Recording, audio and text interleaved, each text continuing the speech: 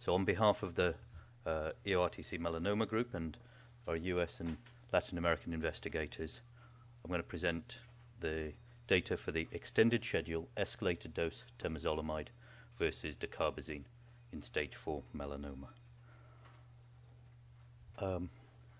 As you know, melanoma is a very common cancer worldwide, over 130,000 cases every year, and of importance, the incidence is increasing. There are estimates that every 10 years the incidence is doubling. Many patients, fortunately, can be cured by surgery if it's caught early enough, but 20 to 30% the cancer will already have spread, and these patients will develop stage 4 melanoma, so melanoma that's affecting the other organs. Unfortunately, at stage 4, melanoma is generally uncurable, and this is what accounts for the nearly 50,000 deaths per year that occur. The median survival is very poor. It's 6 to 9 months, so half the patients who have stage 4 melanoma will have died in 6 to 9 months. The standard of treatment, the standard of care basically for these patients has not really changed for the last 2 decades. Dacarbazine, which is a type of chemotherapy, has been accepted as the standard of care over this time, and it's been compared with lots of other agents, either alone or in combination, and no trials yet have shown a significant overall survival advantage in phase 3 studies. The current study looks at temozolomide. This is an alkylating agent, so another type of chemotherapy, which has the same active ingredient, if you like, as dacarbazine. It's an oral agent. It can cross into the brain, so actually it's used for brain tumours of different sorts. And previous studies have shown that there is an activity in melanoma which, with the standard dosing. Over the last few years, there have been quite a lot of developments in looking at different ways of giving it, extended schedules, which has some potential for increasing the amount of activity, the amount of anti-melanoma activity which you can get. So a few years ago, we embarked on the 18032 study. This was a large randomized study looking at either dacarbazine in a dose-intense way where patients receive 150 milligrams per meter squared orally every day for 7 days, and then they have a 7-day break, and then that is repeated. And that was compared with what is the standard dose of dacarbazine, which is intravenously every 3 weeks. And patients were treated until their cancer continued growing. In total, 859 patients were randomized between October 2004 and May 2007. And I think this makes this the largest study in this group of patients ever carried out.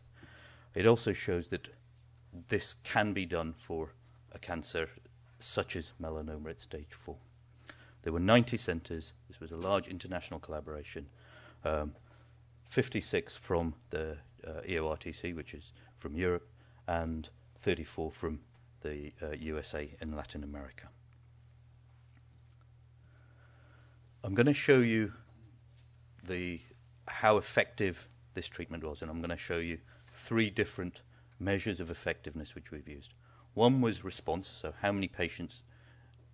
how many patients do we get a significant shrinkage of the tumour. I'm then going to show you for how long was the tumour controlled, and thirdly, I'm going to show you whether it made a difference to overall survival.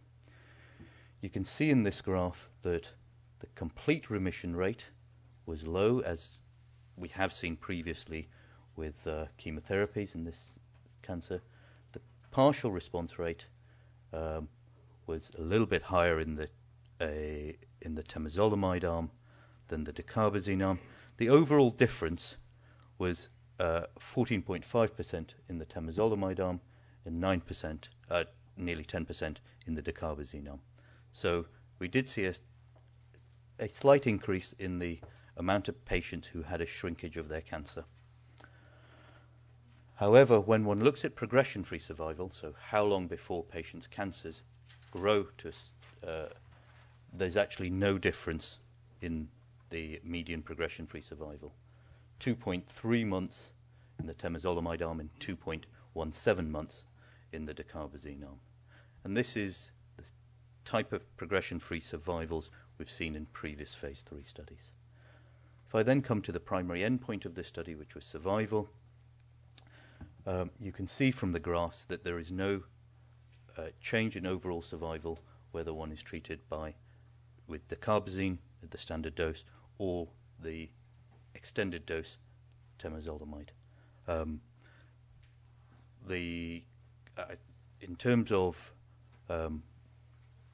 overall survival, this is the type of overall survival we would expect in this group of patients. I'm going to show you the side effects now, because this is important not just for this study, but of course other studies that may continue with these drugs.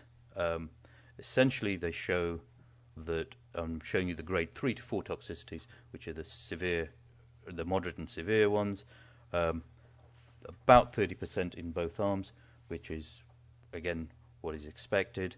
There's slightly more adverse events in the temozolomide arm compared to the dacarbazine arm. There were actually no drug-related deaths, no deaths caused by the drugs. The main toxicities which we see with this class of drug is the effect on the blood counts and on the bone marrow. So with leukopenia, 8 and 9%, with neutropenia, 10 and 16%. Again, this is grade 3 to 4. And we saw an increase in the amount of lymphopenia with the temozolomide arm. Again, this is a phenomenon which we've known about previously and has been shown in other studies. Of note, that increased lymphopenia did not cause any opportunist infections, which you sometimes get. Finally, the non-hematological events, grade 3 and 4, which was low overall. The most common things were fatigue, nausea, and vomiting, but less than 10% of patients experienced even the fatigue of that at grade 3 and grade 4. So in summary, the extended schedule, escalated dose temozolomide, 7 days on, 7 days off regimen, it is feasible. It's slightly more toxic than dacarbazine, but has an acceptable safety profile. But it does not improve the survival or progression-free survival in stage 4 melanoma when compared to standard dose dacarbazine.